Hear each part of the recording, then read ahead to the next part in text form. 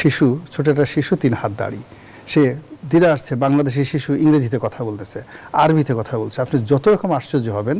আমাদের এই রাজনীতিতে গত 17 মাসে এমন অতি আশ্চর্য কিছু ঘটনা আমরা দেখেছি।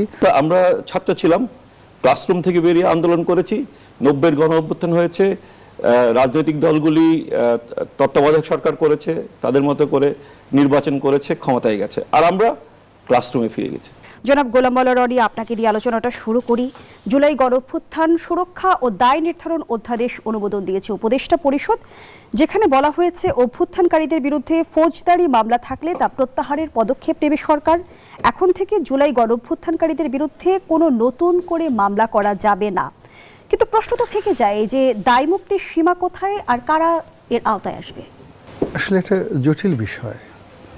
আমাদের যদি জুরিসপ্রুডেন্স ধরেন, যেটাকে আইন বিজ্ঞান বলা হয়, তারপর আমাদের যে সকল ক্রিমিনোলজি রয়েছে, অপরাধ বিজ্ঞান আছে, এবং অপরাধ বিজ্ঞান এবং আইন বিজ্ঞান, এটার সঙ্গে সামঞ্জস্য রেখে আমাদের একটা সিভিল প্রসিডিউর কোড আছে, আর একটা ক্রিমিনাল প্রসিডিউর সিআরপিসি আছে, ফৌজদারি কার্যবিধি আছে। এখন ফৌজদারি কার্যবিধিতে স্পষ্টতভাবেই উল্লেখ করা আছে এই অপরাধগুলো আমলে নিতে হবে, এর কোনো ব্যর্থ নয়, সেটা প্রেসিডেন্ট হন, প্রধানমন্ত্রী হন, কোনো অবস্থাতে কেউ দায় মুক্তি পাবেন না। তো সেক্ষেত্রে সেই যে জুলাই যারা যোদ্ধা আছেন, সেই জুলাই যোদ্ধার যে অ্যাসার্টেশন, তাদের যে পরিচয়, তাদের যে ব্যাপ্তি, তারা কারা, তাদের বয়স কত, তাদের অপরাধের সীমা পরিসীমা কতটুকু, এগুলোর কোনো রকম যাকে বলে ব্যাখ্যা এবং বিবৃতি ছাড়া এই ধরনের একটি আইন আলটিমেটলি আমাদের এই বর্তমান যে সরকারের অনেকগুলো বিষয়াদি নিয়ে প্রশ্ন আছে, অনেকগুলো বিষয়াদি নিয়ে মানুষের মনে হতাশা আছে, এবং সরকার এই গত 17টি মাসে অসংখ্য কাজকর্ম করেছে যেগুলো স্ববিরোধী, একটির সঙ্গে অন্যটির মেলে না। এবং তারা এই যে ইতিপূর্বে যে কমিশনগুলো করেছে, একটা কমিশনের কোনো কার্যকারিতা নাই, অনেকগুলো অধ্যাদেশ তারা করার চেষ্টা করেছে। মানে অ্যাজ এ হোল আমাদের যে একটা সহজ সরল জীবনের যে আমরা আশা করি, বাঙালি কিন্তু খুব যন্ত্রণাময়, খুব কমপ্লেক্স একটা জাতি নয়, একেবারে সহজ সরল একটা জাতি। তখন এই সরকার যে আইন করছে, যে কানুন করছে, আমাদের এই যে জীবনকে জটিল করে তুলেছে। এই যে অধ্যাদেশটি করা হলো, এটা দ্বারা আসলে যাদেরকে উপকার করতে চাচ্ছে তাদের উপকার না হয়ে বরং ক্ষতি হয়ে যাবে। আর যারা এই কাজটি করেছে, তারা এই কাজটি করার ফলে আগামী দিনগুলোতে মানুষের যে যতটুকু আস্থা তাদের উপর এখনও পর্যন্ত আছে, সেই আস্থাটা নষ্ট হয়ে গেল। আর আমাদের যে আইনের একটা চিরন্তন প্রয়োগ রয়েছে, ধরুন আমরা সবাই এই যে ওরা সবাই যেটা বলো যে কোটা বিরোধী একটা বৈষম্য বিরোধী, কোটা বিরোধী একটা আন্দোলন তারা করেছিল। তো সেখানে মুক্তিযোদ্ধাদের এই সুযোগ দেওয়া যাবে না, যারা এই অন্যায় করেছে, 75 15 আগস্ট খুন করেছে, তাদেরকে ইন্ডেমনিটি দেওয়া যাবে না, এই যে বিষয়গুলো আমাদের সমাজে খুব নিন্দিত হয়ে আসছিল, সেই বিষয়গুলোকে পরিবারতন্ত্র থেকে যা কিছু আমরা নিন্দা করে আসছিলাম, কিন্তু গত 17 মাসের সংস্কারের কর্মকাণ্ডে আমার কাছে মনে হলো যে আমরা কোনোটা থেকে বের হতে পারিনি, বরং আমাদের অতীত যে দায়গুলো ছিল, দায়বদ্ধতাগুলো ছিল, অতীতের যে বার্ডেনগুলো ছিল, যেগুলোকে আমরা লাগেজ বলতে পারি, এই বোঝা আমাদের জাতির উপর নতুন করে আরোপিত হলো এই অধ্যাদেশটির মাধ্যমে। এবং আইন ও সংবিধান বিশেষজ্ঞ ডক্টর স্বাধীন মালিক বলেছেন, বিচার চাওয়ার অধিকারটা হলো আমার 1 নম্বর মৌলিক অধিকার, আপনি বিচার চাইতে পারবেন না, এটা তো কোনো আইন করে বন্ধ করা কখনো সংবিধান সঙ্গত হয় না। এই যে দায় মুক্তি আইনের শাসনের সীমারেখা আসলে কোথায় যেয়ে দাঁড়ায়? প্রথমত হলো যে এটা পরবর্তীতে টিকবে না। এখন এই যে সরকারের এখন আমাদের যে অবস্থা হচ্ছে, এখানে তো একটা মততন্ত্র একটা বিরাট প্রভাব বিস্তার করছে। সরকারের যারা কর্তা ব্যক্তি, তারা যে কাজটি করতে চাচ্ছে, even they are not clear and confident যে তারা what they are going to do, তারা আসলে কী করতে যাচ্ছে সেই বিষয়টাই তাদের কোনো স্পষ্ট ধারণা নেই। কতটা তাদের উপকার হবে, কতটা প্রয়োজন, কতটা অপ্রয়োজন। এখন আমাদের এই যে জুলাই যোদ্ধা হিসাবে আপনি যে সেরেনিটিকে গত 17টি মাসে আমরা দেখেছি রাজপথে, তাদেরকে আমরা বিভিন্নভাবে, কেউ ইনকলাব মঞ্চ, কেউ এনসিপি, কেউ সমন্বয়ক, বিভিন্ন নামে, তারপরে পরবর্তী কিংস পার্টি, আমরা তাদেরকে ডিফাইন করার চেষ্টা করেছি, তাদেরকে ওভার রেটিং করার চেষ্টা করেছি, তাদের হাতে রাষ্ট্রের ক্ষমতা তুলে দিতে চেয়েছি, তাদেরকে প্রধানমন্ত্রী বানাতে চেয়েছি। আগামী বহু বছর ধরে একটা নতুন তন্ত্র, নতুন বন্দোবস্ত আমরা তাদের মাধ্যমে প্রতিষ্ঠা করার চেষ্টা করেছি। এখন আজকের এই দিনের বাস্তবতা হলো যে গত 17 মাসে কোনো কিংস পার্টি মানে শির দ্বারা সোজা করে দাঁড়াতে পারেনি, মেরুদণ্ড সোজা করে দাঁড়াতে পারেনি, তছনছ হয়ে গেছে। সমন্বয়ক বলতে এখন আপনি যদি কারো কাছে গিয়ে বলেন যে আমি সমন্বয়ক, আপনি সমাজের কারো কাছ থেকে কোনো পজিটিভ আপনি সাড়া পাবেন না সমন্বয়ক নাম নিয়ে। আপনি যদি বলেন যে সমন্বয়ক হয়ে আমি এখন এনসিপি হয়ে গেছি, আমি এনসিপির একজন কর্মী, বাংলাদেশের যে কোনো রাজনৈতিক দল, একেবারে ছোট একটা রাজনৈতিক দল, ধরেন একটা রাজনৈতিক দলের নাম উলাং ফট, একেবারে একটা রাজনৈতিক দল, এরকম অনেক আজিবাজি আছে। আপনি প্রেস ক্লাবে অনেক পাগলও আছে, রাজনীতি করে, সে প্রেসিডেন্ট পদে দাঁড়াতে চায়, অর্ধুন্মত, আমরা চিনি তাদেরকে, সে সব জায়গায় বলে আই এম প্রেসিডেন্ট। এখন ওই যে প্রেসিডেন্ট, ওকে দাঁড় করাইয়া অনেক লোক আনন্দ পাওয়ার জন্য কেউ বাদাম খাওয়ায়, চা খাওয়ায়, এরকম অনেক লোক আছে। 20-30টা রাজনৈতিক দল আছে যেগুলো তোপখানা রোড, তারপর শেষে পুরানা পল্টন, প্রেস ক্লাবের সামনে দিয়ে এই মূল্যমন্ত্রী, চায়ের দোকান হলো তাদের অফিস আদালত। তো এই লোকগুলোরও যে গ্রহণযোগ্যতা রয়েছে, এই লোকগুলোকে নিয়ে মানুষের যে আকর্ষণ রয়েছে, অনেকে তাদেরকে বাদাম খাওয়াতে চায়, অনেকে খুশি হয়ে তাদেরকে ফ্রিতে চা খাওয়ায়, শুনতে কথাবার্তা বলে একটা কৌতুক, ভালো লাগে, এদের কথাবার্তা শুনতে ভালো লাগে। সে বলতেছে আমি প্রেসিডেন্ট হব, আমার জন্য একটু দোয়া করেন। তো আপনার শুনতে আছে, ঠিক আছে আপা, আপনার কাছে সালাম করলো, খুব বিনয়ের সাথে বললো, জানেন তো আপা, আমি আগামীতে মানে এমপি ইলেকশন নয়, একটা সরাসরি সে প্রেসিডেন্ট ইলেকশন করবে, তো আমাকে 10টা টাকা দেন, আমি একটু বাদাম খাবো। তো আপনি দিয়ে দেন। এরকম অসংখ্য লোক ওখানে বসছে। এখন এই যে গত 17 মাসে ডক্টর মোহাম্মদ ইউনূস সাহেব যেই সমস্ত লোকদেরকে প্রতিষ্ঠা করতে চেয়েছে, এদের অবস্থান ওই যে বললাম যে 10 টাকার পার্টি, এদের পর্যায়েও নাই। মানে এরা যদি এসে কারো কাছে গিয়ে ধরনের কথাবার্তা বলে আমাকে 10টা টাকা দেন, কোনো মানুষ দেবে না, বরং রাগ হয়ে যাবে। ফলে এই যে আপনি ধরেন 17টা মাসে 17টা ডাইমেনশনে বিভিন্ন প্রতিষ্ঠান, বিভিন্ন ব্যক্তি, বিভিন্ন আইডিওলজি, বিভিন্ন চিন্তা, বিভিন্ন অধ্যাদেশ কি না করার চেষ্টা করেছেন, সব কিছু করার চেষ্টা করেছেন, একটাও হালে পানি পায়নি। অবশ্য দেশে মনে হচ্ছে যে ওরে বাবা, বদিউল আলম মজুমদার, আলী রিয়াজ, এক একজনে তো জন অ্যাডামস, মানে কি বলবো, তারপরে আপনার আব্রাহাম লিঙ্কন, তারপরে উইনস্টন চার্চিল, এদের সাথে এরা বড় রাষ্ট্রবিজ্ঞানী, এদের সাথে বড় সমাজ সংস্কারক, না জানি বাংলাদেশে তারা উলট পালট করে কোথায় চেয়ে নিয়ে যায়। এরা কি বাংলাদেশটা কি জান্নাতের কাছাকাছি নিয়ে যাবে, প্রথম আসমানে নেবে না দ্বিতীয় আসমানে নেবে, এগুলো নিয়ে এখন আমরা খুব কনফিউজড। পরে দেখলাম সবগুলো ঘোড়ার ডিম হয়েছে, কিচ্ছু হয়নি, বোগাস।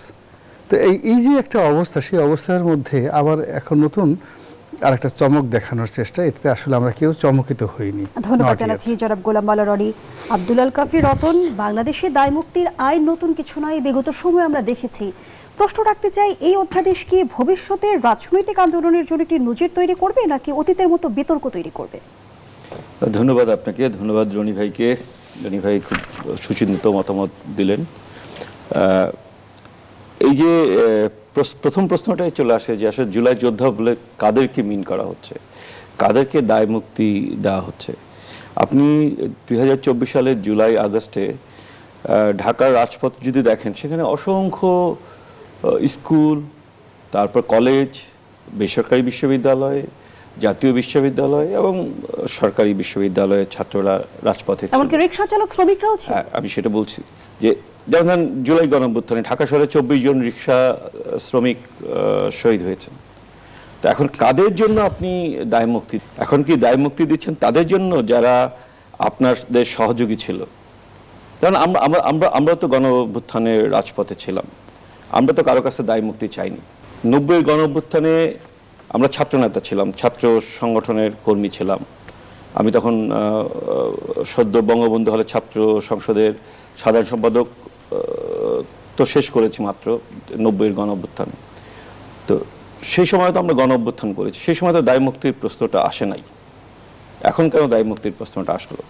কারণ সেই সময় আমরা যারা ছাত্র আন্দোলন করেছিলাম বা গণঅভ্যুত্থানে অংশগ্রহণ করেছিলাম, তারা কোনো সরকারি লাভ বা সরকারি পদ পদবীর জন্য আমরা কারো কাছে যাইনি, মাথায় আসেনি। আমরা ছাত্র ছিলাম, ক্লাসরুম থেকে বেরিয়ে আন্দোলন করেছি। 90-এর গণঅভ্যুত্থান হয়েছে, রাজনৈতিক দলগুলি তত্ত্বাবধায়ক সরকার করেছে, তাদের মতো করে নির্বাচন করেছে, ক্ষমতায় গেছে, আর আমরা ক্লাসরুমে ফিরে গেছি। এই যে 24-এর গণঅভ্যুত্থান হলো, গণঅভ্যুত্থানে যারা মূলত অংশগ্রহণ করেছে, এই যে এই রামপুরা রোডের যেই বিশ্ববিদ্যালয় দুইটা, ব্র্যাক বিশ্ববিদ্যালয়, ইস্ট ওয়েস্ট বিশ্ববিদ্যালয় বা উত্তরা বিশ্ববিদ্যালয়, যে যারা মানে রিয়েল ফাইটটা করেছে, এবং উত্তরা বিশ্ববিদ্যালয়ে আমি যতটুকু জানি 6 জন ছাত্র শহীদ হয়েছে। আমি ঢাকা বিশ্ববিদ্যালয়ের একজন গর্বিত ছাত্র, কিন্তু ঢাকা বিশ্ববিদ্যালয়ের আন্দোলনে একজন ছাত্র শহীদ হয়নি, এটা আমি জোর গলায় বলি। এই উত্তরা বিশ্ববিদ্যালয় এবং এই যে ইস্ট ওয়েস্ট বিশ্ববিদ্যালয় বা ব্র্যাক বিশ্ববিদ্যালয়ের কোনো ছাত্র, তারা কিন্তু আপনার ক্ষমতায় যেতে চায় নাই, তারা ঠিকই ক্লাসরুমে ফিরে গেছে। বরং বেসরকারি বিশ্ববিদ্যালয়ের শিক্ষার্থীদের কৃতিত্বকে কিন্তু অবমূল্যায়নের ঘটনা আমরা দেখেছি। তারপর আর কথা বলি, এই যে এই গণঅভ্যুত্থানে আপনি দেখবেন যে একটা ইউনিক ক্যারেক্টার আছে। আমরা তো 90-এর গণঅভ্যুত্থানে অংশগ্রহণ করেছি, আমাদের মারা কখনোই চিন্তা করে না যে আমাদের পাশে গিয়ে দাঁড়াবে। এই গণঅভ্যুত্থানে আপনি দেখবেন যে হয়তো পরিবার এখন ছোট হয়ে গেছে, এক সন্তানের পরিবার, 2 সন্তানের পরিবার, মারা পর্যন্ত গিয়ে ছেলেদের পাশে দাঁড়িয়েছে, মেয়েদের পাশে দাঁড়িয়েছে, ছেলে মেয়েরা পুলিশের সাথে মারামারি করতেছে, ঢিলাঢিলি করতেছে, আবার ফিরে এসে মারা আদর করে দিচ্ছে, কিছু খাইয়ে দিচ্ছে, আবার তারা যাচ্ছে। এই যে, এবং অসংখ্য নারীরা কিন্তু এই জুলাই গণঅভ্যুত্থানে অংশগ্রহণ করেছে। ইন্টারেস্টিং হচ্ছে, রনি ভাই আমাকে সাপোর্ট করবেন, যে এই নির্বাচনটা হচ্ছে বাংলাদেশের ইতিহাসে সবচেয়ে কম নারী প্রার্থীর নির্বাচন। 51টা রাজনৈতিক দলের মধ্যে 30টি রাজনৈতিক দলের, হ্যাঁ, যারা আমি তো ঐক্যবদ্ধ কমিশনের আলোচনা ছিলাম, ঐক্যমত্য কমিশনের আলোচনা ছিলাম, সেই আলোচনা যারা কমিটমেন্ট করেছে যে 5% আসনে তারা নির্বাচনে অংশগ্রহণ করবে, তারা একজন নারী প্রার্থীও দেয় নাই। আমরা হয়তো সেই কমিটমেন্ট রাখতে পারিনি, আমাদের সংখ্যাও কম, কিন্তু আমরা দিয়েছি। কিন্তু যারা ক্ষমতায় যাবে যাবে যাবে যাবে বলে মানে রব তুলছে, তারাও কিন্তু কোনো নারী প্রার্থীকে নমিনেশন দেয়নি। যেই প্রশ্নটা আমি এখানে ছিলাম, যে এই যে তরুণরা অংশগ্রহণ করলো, সেই তরুণরা কেউই তো ইন্ডেমনিটি চায় নাই। আন্দোলন করলে আন্দোলনে ক্যাজুয়ালিটি হবেই। ইন্ডেমনিটি চাইলো কারা? সেটাই তো প্রশ্ন। যারা ক্ষমতা ভোগ করেছে, এই 17 মাস ধরে ক্ষমতা ভোগ করেছে বা 16 মাস ধরে ক্ষমতা ভোগ করেছে। জুলাই যোদ্ধাদের কত শতাংশ আসলে ক্ষমতা ভোগ করেছে? খুবই কম। কোন শতাংশ, এরা আসলে খুবই কম। যাদের কথা বলা হচ্ছে, এই যে রাজনৈতিক দল যারা করলো, যারা একটা নতুন বন্দোবস্ত তৈরি করবে বলেছিল, সেই নতুন বন্দোবস্তের কোনো ডেফিনেশন তৈরি করার আগেই তারা প্রায় বিলুপ্ত হয়ে গেছে। এবং নিশ্চয়ই আপনি অবগত আছেন আব্দুল্লাহ আল কাফি রতন, নতুন বন্দোবস্তের প্রশ্নটা আজকে মানুষের কাছে হাসির খোরাক, এমন মন্তব্য করেছেন অন্তর্বর্তী সরকারের সাবেক উপদেষ্টা মাহফুজ আলম। এর দায় আসলে কার? তাহলে এই যে বলে নতুন বন্দোবস্তের যে ক্রিয়েটর তো মাহফুজুল আলম।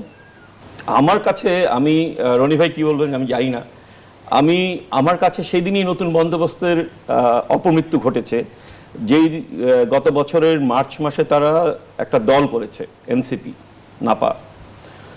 সেই দলের যখন একটা স্টুডেন্টদের দল, তো এটা ছাত্রদের দল, তাদের তো অর্থবিত্ত কম থাকার কথা, তারা ওপেন ধরেন টিএসসি চত্বরে হলো ইফতার পার্টি করতে পারতো, কিন্তু তারা ইফতার পার্টি করেছে কোথায়? 5 তারকা হোটেলে। এটা এখন নতুন নাম ইন্টারকন্টিনেন্টাল, আমাদের সময় আমরা শেরাটন বলতাম, সেই ইন্টারকন্টিনেন্টালে সেই টাকাটা কে দিল?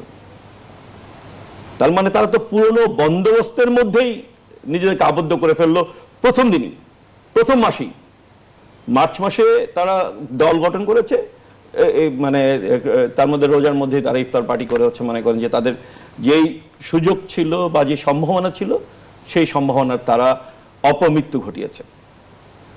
তো এই যে তারাই তো এখন ইন্ডেমনিটি চাচ্ছে। যারা যে ছাত্র উপদেষ্টারা ছিল, তাদের বিরুদ্ধে তো অনেক অভিযোগ, বিশেষ করে একজন ছাত্র উপদেষ্টার বিরুদ্ধে তো প্রচুর অভিযোগ। তার গ্রামের বাড়িতে তার বিরুদ্ধে ঝাড়ু মিছিল হয়েছে এই গত সপ্তাহে। তার পিতার অধ্যত্ব তো সীমাহীন অধ্যত্ব প্রদর্শন করেছে, ফলে তাদেরই ইন্ডেমনিটি দরকার হয়েছে। আমরা যারা গণঅভ্যুত্থানে ছিলাম, আমরা যারা রাজপথে ছিলাম, আমরা যারা 2রা আগস্ট দ্রোহযাত্রার ইনিশিয়েটর ছিলাম, এবং যেটা নতুন করে আন্দোলনটাকে প্রাণ দিয়েছে, সেই ইনিশিয়েটর হিসাবে, অন্যতম ইনিশিয়েটর হিসাবে আমি তো কোনো দায় মুক্তি চাই না। ধন্যবাদ জানাচ্ছি আব্দুল্লাহ আল কাফি রতন। গোলাম আলী রনি, এই বিষয়ে 2-4 লাইন আপনার মন্তব্য নিতে চাই। ক্ষমতার সুবিধাভোগীরাই কি দায় মুক্তি চাইছে? অবস্থার দৃষ্টিতে তাই মনে হচ্ছে, যারা সুবিধাভোগী তারা। এবং সবচেয়ে বড় ব্যাপার হলো যে জুলাই গণঅভ্যুত্থানটিতে আওয়ামী লীগের অনেক লোকও কিন্তু অংশগ্রহণ করেছিল, এটা হলো বাস্তবতা। এবং এখানে কোনো পার্সেন্টেজ ছিল না, আপামর জনসাধারণ সবাই দলে দলে।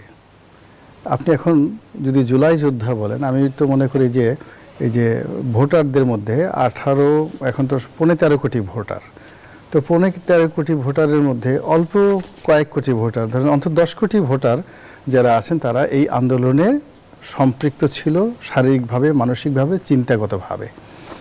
আর এখানে মূল যারা রাজনৈতিক দলগুলো আছে, দেশের মেইন স্ট্রিমের সকল রাজনৈতিক দলের যারা নেতৃবৃন্দ রয়েছেন সবাই এটাকে নেতৃত্ব দিয়েছেন যার যার জায়গা থেকে। আর সম্মুখ সারিতে লড়াই করেছেন অ্যাজ এ সোলজার হিসেবে। এরকম মানে উনি যেটা বললেন যে বিভিন্ন আসলে ঢাকা বিশ্ববিদ্যালয় তো একটা শেষ সময়টাতে এসে বলে বন্ধ হয়ে গেছে। তারপরে ডিবি হারুন যখন এদেরকে ধরে নিয়ে গেলেন, সবাইকে ধরে নিয়ে গেলেন, তারা তো ডিবি হারুনের কথা মতো তাদের বাবা মা পর্যন্ত সেখানে গিয়ে তারা বিবৃতি দিলেন যে তারা সেখানে নিরাপত্তার জন্য গিয়েছে এবং তারা সেখানে ভালো আছে। ঠিক ওই সময়টাতে যদি প্রাইভেট ইউনিভার্সিটিগুলো আন্দোলনটা না ধরতেন এবং তারা যদি আন্দোলনে ঝাঁপিয়ে না পড়তেন, এবং তার সঙ্গে সঙ্গে কতগুলি স্পট যেমন উত্তরা, সায়দাবাদ, এরপরে আপনার এই যে আমাদের রামপুরার এই অঞ্চল, এই অঞ্চলের শিশু, আবাল, বৃদ্ধ, বনিতা সমস্ত মানুষ কাঁধে কাঁধ মিলিয়ে কেন যেন তারা মিশে গিয়েছিল। কোনো হিন্দু ছিল না, বৌদ্ধ, খ্রিস্টান কিচ্ছু ছিল না। তো এই যে মানুষগুলো, আপনি কাকে জুলাইয়ের যোদ্ধা বলবেন না বলেন? তো একটা শিশু, একটা কিশোর, এখন এই যে এখানে আপনি দায় মুক্তি দেওয়ার কথা বলে মূলত আসলে এই আন্দোলনের যে একটা স্পিরিট এটাকে নষ্ট করছেন। দ্বিতীয় ব্যাপার হলো আমরা দুর্ভাগা জাতি, যে ডিম পাড়ে হাসে খায় বাঘ ডাসে, এটা অনেক কথা। এই জাতির ভাগ্যে সবসময় এই ঘটনা ঘটে। এখন এই সরকারের যারা সবচেয়ে বড় কর্তা ব্যক্তি, যাদের সঙ্গে এই আন্দোলনের কোনো সম্পর্ক নেই, তারা কখনোই বাংলাদেশের কোনো গণতান্ত্রিক আন্দোলনে, কোনো জাতীয় স্বার্থে তারা কখনো নিজেদেরকে অ্যাজ এ রেসপন্সিবল যে সিটিজেন বলা হয় এই হিসেবে ন্যূনতম দায়িত্ব পালন করেছেন, এরকম কোনো নজির নেই। যেটাকে রাজনীতিতে যেটাকে বলা হয় ম্যানকাইন্ড, একজন রাজনীতিবিদের প্রথম যে পরিচয়, সে নিজেকে বাদ দিয়ে যখন সে খেতে বসে সে অন্য মানুষের কথা চিন্তা করে। এই ধরনের কোয়ালিটি আছে 100 জনের মধ্যে একজন। তো এই যে রাজনীতিতে যারা রাজনীতিবিদ, আপনি যতই কথা বলেন না কেন, খাবার টেবিলে বসেই সে অন্য মানুষের কথা চিন্তা করে, ঘুমাতে গিয়ে অন্য মানুষের কথা চিন্তা করে। ওর সঙ্গে তার যদি এডুকেশন, তার পোর্টফোলিও থাকে, তখন সেটা আস্তে আস্তে বাড়তে থাকে। কিন্তু এখন ক্ষমতার কেন্দ্রে যে সমস্ত লোকজন আছেন তারা অবশ্যই অন্য মানুষের কথা চিন্তা করেছে। জনাব গোলাম মাওলা রনি, যে প্রশ্নটি রেখে বিরতিতে গিয়েছিলাম, রাজনীতির তো আমরা নানা বাক পরিবর্তন হতে দেখলাম, কিন্তু রাজনীতিতে গুণগত পরিবর্তন কতটা এসেছে, কিংবা রাজনীতির নিয়ন্ত্রক এখন কারা? প্রথমত রাজনীতির কোনো গুণগত পরিবর্তন আসেনি, বরং 17 মাস আগে রাজনীতির যতটুকু রিদম ছিল, শব্দ ছিল, তাল ছিল, লয় ছিল, স্বপ্ন ছিল, তারপরে আহ্লাদ ছিল, সেই পুরো জিনিস এখন হাহাকারের মানে করোনা আক্রান্ত হয়ে গেছে। এখন আমাদের মধ্যে রাজনীতিবিদদের মধ্যে অশ্রদ্ধা, অবিশ্বাস, একে অপরকে আক্রমণ করা, একে অপরকে ঠকানো এবং সবাইকে বঞ্চিত করে নিজের স্বার্থ লাভ করার জন্য যে মানে যাকে বলে প্রচণ্ড রকমভাবে দৌড়াচ্ছে, আর দৌড়াতে গিয়ে তার আশেপাশে সবাইকে সে আঘাত করে সে ফেলে দিচ্ছে। এরকম পরিস্থিতি আমি যতদিন যাবত এই রাজনীতিটা দেখছি ততদিন দেখিনি এই সময়টার মধ্যে। 2 নম্বর হলো যে এই গত 17টি মাসে এমন কতগুলো দৃশ্য আমরা দেখেছি, যে দৃশ্য যেমন ধরুন হঠাৎ করে যদি ধরুন আজ যে শিশুর জন্ম হলো, আপনার চোখের সামনে হঠাৎ করে দেখলেন যে ওর মুখে 3 হাত দাড়ি হয়ে গেছে। শিশু, ছোট একটা শিশু, 3 হাত দাড়ি, সে ধীরে আসছে, বাংলাদেশি শিশু ইংরেজিতে কথা বলতেছে, আরবিতে কথা বলছে। আপনি যত রকম আশ্চর্য হবেন। আমাদের এই রাজনীতিতে গত 17 মাসে এমন অতি আশ্চর্য কিছু ঘটনা আমরা দেখেছি। ওইরকম একটা নবজাতক যদি হঠাৎ করে বিরাট দাড়ি মোষ সহকারে এসে আপনার সামনে এসে আপনাকে নীতি কথা শোনায়, সব কিছু শোনায়, ওইরকম একটা অবস্থা তৈরি হয়েছে। আমরা এই সময়টিতে এসে এমন ভয় পাওয়া শুরু করছি, আমাদের সবাইকে ভীত সন্ত্রস্ত। হঠাৎ করে কোনো মানুষের মধ্যে যদি খরগোশকে দেখে বাঘের আতঙ্ক শুরু হয়ে যায়, কোনো একটা মানুষ যদি দেখা যাচ্ছে একটা ইঁদুরকে দেখে সে যদি সিংহের মতো ভয় পাওয়া শুরু করে। এই যে সামাজিক একটা বিবর্তন, মনস্তাত্ত্বিক একটা পরিবর্তন আমাদের এই সমাজে গত 17 মাসে সেই জিনিসগুলো হয়ে গেছে।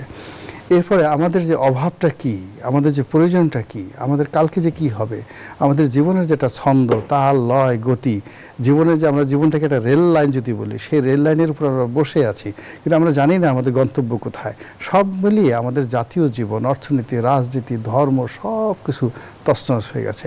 ওই যে মাহফুজ আনাম সাহেব খুব সুন্দর করে বলছে যে এখানে বাক স্বাধীনতা দূরের কথা, প্রাণে বেঁচে থাকাই তো দায় হয়ে গেছে। রাজনীতির কথা কি বলবো, মানে সরেয়া থেকে একেবারে মানে র পর্যন্ত, বৈষ্ণব র পর্যন্ত এই মুহূর্তে মানে এক নাগারে বলে যেতে পারবে আমি এরকম কোনো বাঙালি দেখি না। সব ভুলে গেছে, বিশ্বাস করেন, ABCDও ভুলে গেছে অনেকে, সরেয়া ক খ সব কিছু ভুলে গেছে। রাজনীতি আমাদেরকে আমার নতুন করে এই যে এখন যারা আছে তাদের কাছে জনাব গোলাম মাওলা রনি। আব্দুল্লাহ কাফি, সুজন সম্পাদক বদিউল আলম মজুমদার বলেছেন, বর্তমানে নির্বাচনী অঙ্গন ও রাজনৈতিক দলগুলোতে কালো টাকার প্রভাব ও পেশি শক্তি নির্ভর রাজনীতি ব্যাপকভাবে বিস্তার লাভ করেছে। অনেক ক্ষেত্রেই দীর্ঘদিন দলের সঙ্গে যুক্ত থেকেও বিপুল অর্থ দিতে না পারায় মনোনয়ন বঞ্চিত হওয়ার ঘটনাও ঘটছে, যা রাজনৈতিক দলের ভেতরের দুর্নীতির চিত্র স্পষ্ট করে। তাহলে আসলে সৎ কিংবা ত্যাগীরা রাজনীতিতে কিভাবে টিকে থাকবে? আবারও কি আমরা মনোনয়ন বাণিজ্যের যুগেই ফিরে গেলাম? এটা বদিউল আলম মজুমদারের আবিষ্কার নিশ্চয়ই না। এটা তো গত 15 বছর শেখ হাসিনার যে 15 বছর শাসন, তার আগের শাসন আমরা সবসময় দেখেছি যে মনোনয়ন বাণিজ্য একটা বড় বিষয়, এবং রাজনৈতিক দলগুলির নেতৃবৃন্দের, বিশেষ করে বর্জুয়া রাজনৈতিক দলগুলির নেতৃবৃন্দের এটা একটা মানে বড় ব্যবসা। সেটা শুধুমাত্র যে জাতীয় সংসদ নির্বাচনের ক্ষেত্রে তা না, সেটা উপজেলা বলেন, ইউনিয়ন পরিষদ বলেন, কিংবা জেলা পরিষদ বলেন, সর্বত্র একটা মনোনয়ন বাণিজ্য। এবং এইটা দলের ফান্ডের নামে না হয়, কিন্তু এইসব দলের ফান্ডে যায় কিনা জানি না, কারণ নির্বাচন কমিশনে যে দলগুলি যে হিসাব দেয় তাতে তো এই শত শত কোটি টাকার কোনো হিসাব নাই। হায়েস্ট হিসাব থাকে হচ্ছে 10, 12, 15 কোটি টাকার হিসাব থাকে। তো ফলে এই আমরা যে গণঅভ্যুত্থানটা করলাম, শেখ হাসিনার যে 3টা নির্বাচন, 2014 সালে 5 জানুয়ারি নির্বাচন, 2018 সালে 30 ডিসেম্বরের নির্বাচন, 2024 সালে 7 জানুয়ারি নির্বাচন, এই প্রত্যেকটা নির্বাচনেই তো আপনার উনি যেই কথাগুলি বলল সেইগুলি আমরা দেখেছি। পেশি শক্তি, কালো টাকা, ধর্মের অপব্যবহার, প্রশাসনিক কারসাজি। তো এই যে গণঅভ্যুত্থানটা হলো, তার প্রধান লক্ষ্যটা কী ছিল? যে জনগণের ম্যান্ডেট দেওয়ার যে ক্ষমতা বা জনগণের সম্মতি প্রদানের যে অধিকার, সেই অধিকার ফিরিয়ে দিতে হবে। এখন কি বলে আপনার বদিউল আলম সাহেব, তিনি তো নির্বাচন সংস্কার কমিশনের প্রধান ছিলেন, তিনি ঐক্যমত্য কমিশনেরও একজন গুরুত্বপূর্ণ সদস্য ছিলেন। তিনি বলুন যে এই গত 16 মাসে দৃশ্যমান এমন কি পরিবর্তন তারা করেছেন যাতে নির্বাচনটা আপনার হচ্ছে এই কালো টাকা মুক্ত, পেশি শক্তি মুক্ত। এবং সেই সঙ্গে আমরা নির্বাচন প্রক্রিয়া নিয়েও কিন্তু নানা অভিযোগ দেখছি।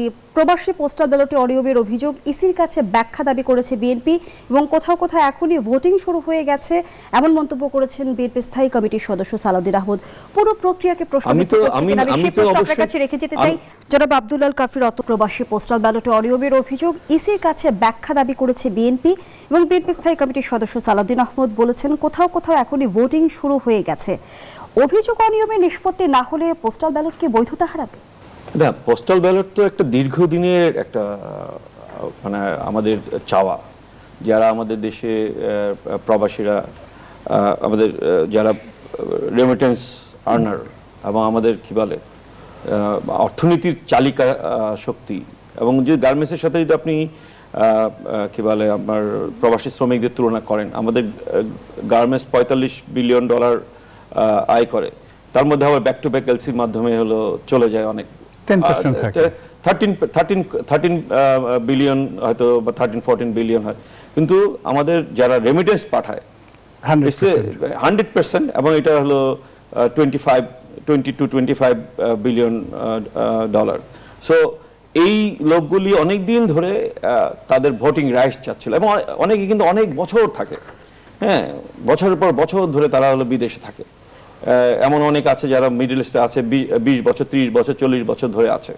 এমন আমার বাড়ি কুমিল্লা এবং আমার বাড়ি গ্রামের প্রচুর মানুষ মধ্যপ্রাচ্যে আছে, মালয়েশিয়া আছে, এবং ধরেন শহীদপুর মাদারীপুরের অনেক মানুষ ইটালিতে আছে, প্রায় 10 লক্ষ মানুষ ইটালিতে আছে। তো এদের তো ভোটিং রাইট দরকার, কিন্তু দেখেন এই যে মানে এই যে ব্যালট মানে পোস্টাল ব্যালট, এটা বিদেশিদের জন্য। আবার দেশেও যারা হলো মানে স্থানান্তর যারা আছেন তাদেরও তো ভোটিং রাইটস থাকা দরকার, তাদেরও মানে পোস্টাল ব্যালটে ভোট দেওয়ার সুযোগ দেওয়া উচিত। কিন্তু বিদেশে যে ঘটনা ঘটলো, আমাদের কাছে অনেক ইনফরমেশন এখন আসছে যে একটা মানে ঠিকানায় যাচ্ছে, ওইখানে একটা দলের ক্যাডাররা হলো এগুলি মানে তাদেরকে দিয়ে অর্গানাইজ করেছে, এখন তারা ডেস্ক ওপেন করেছে, তারা হলো সেগুলি হলো বিভিন্ন জনকে ডিস্ট্রিবিউট করছে এবং বলছে যে ইলেকশনের দিন আপনারা এখানে আসবেন বা ইলেকশনের আগে নির্দিষ্ট সময় এখানে আসবেন, আমরা আপনাদের ভোট দেওয়ার ব্যবস্থা করে দেব। এবং যে ওটিপি, তারপর যেই প্রসেসের মধ্যে যে অ্যাপস ইউজ করা, সেই অ্যাপস ইউজ তো আমাদের দেশে, আমাদের হয়তো অনেক যারা প্রবাসী যারা আছেন বিশেষ করে মধ্যপ্রাচ্যে, আমাদের সৌদি আরবে তো শুনি 50 লক্ষ বেশি মানুষ থাকে। তো এদেরকে কিন্তু মানে জামাত ইসলামের সাথে কিন্তু একটা সম্পর্ক অন্যভাবে তৈরি হয়েছিল। যেমন ইসলামী ব্যাংকের যে রেমিটেন্স কালেক্টিং ব্রাঞ্চ যেগুলো আছে, সেগুলির মধ্যে তাদের একটা কানেকশন আগে থেকে আছে। সেই কানেকশনগুলি ইউজ করে মানে আপনার এই যে পোস্টাল ব্যালট প্রসেস, এটাকে কারাপ্ট করে ফেলা হয়েছে। তা আমরা যেই আমাদের দেশের মানুষ যে আকাঙ্ক্ষা থেকে এটা করতে চেয়েছিল, বা আমরা দল হিসাবে কমিউনিস্ট পার্টি এই পোস্টাল ব্যালটের পক্ষে আমরা ছিলাম, এখন দেখা যাচ্ছে এটা তো সাপে কি বলে বয় সাপ হয়ে গেছে। ধন্যবাদ জানাচ্ছি জনাব আব্দুল কাফি রতন। এই জিনিসটা যদি কারাপশন দূর করা না যায়, আমি মনে করি এটা বাতিল করা। ধন্যবাদ জানাচ্ছি জনাব গোলাম মাওলা রনি। 24-এর গণঅভ্যুত্থানের পর আমরা তো ভিন্ন বাস্তবতা দেখব বলে স্বপ্ন দেখেছিলাম, তারপরেও কি নির্বাচনে কারসাজি কিংবা কারচুপির পুরোপুরি সম্ভাবনা উড়িয়ে দেওয়া যাচ্ছে? আমাদের ভয় হচ্ছে কি, অতীতে যে কারচুপিগুলো হলো বা হতো, ওইরকম সমপর্যায়ে যদি কোনো কারচুপি হয় তাহলে হয়তো আমরা আমাদের অভিজ্ঞতা দিয়ে ওইগুলো মোকাবেলা করতে পারবো। কিন্তু এবার যারা কারচুপি করার চেষ্টা করছে, মানে তারা ইউনিক, তাদের চিন্তা চেতনা, তারা চেষ্টা করছে, যারাই চেষ্টা করছে, আমি কারো নাম বলবো না, তাদের চিন্তা চেতনা এতটা ইউনিক, আমাদের বাইন্য কুলারে ধরা পড়ছে না। এই যে ধরুন পোস্টাল ব্যালট নিয়ে যে ঘটনাটা ঘটলো, এটা ধরা না পড়লে বিশ্বাস করেন আমার মাথায় যদি 1 ঘন্টা কেউ হাতুড়ি দিয়ে পিটাতো, আমাকে এটা কেউ বুঝাতে পারতো না যে হাউ ইট ইজ পসিবল।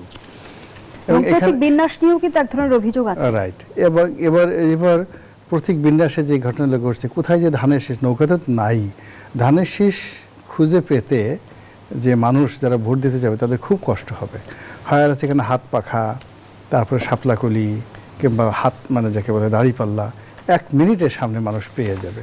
তো এই যে একটা ম্যাটিকুলাস ডিজাইনে ব্যালট পেপার ছাপা হলো, তারপরে এই যে পোস্টাল ব্যালট ডিস্ট্রিবিউশন থেকে শুরু করে যা কিছু হলো, আরও যে কত সারপ্রাইজ আমাদের জন্য অপেক্ষা করছে, একমাত্র আল্লাহ রাব্বুল আলামিন বলতে পারেন। পাল্টা অভিযোগ তো চলছে। বিএনপির তরফ থেকে যখন পোস্টাল ব্যালটটি অভিযোগ করা হচ্ছে, তখন জামায়াতের তরফ থেকে অভিযোগ করা হচ্ছে যে নির্বাচন কমিশন দ্বৈত নীতি অবলম্বন করছে।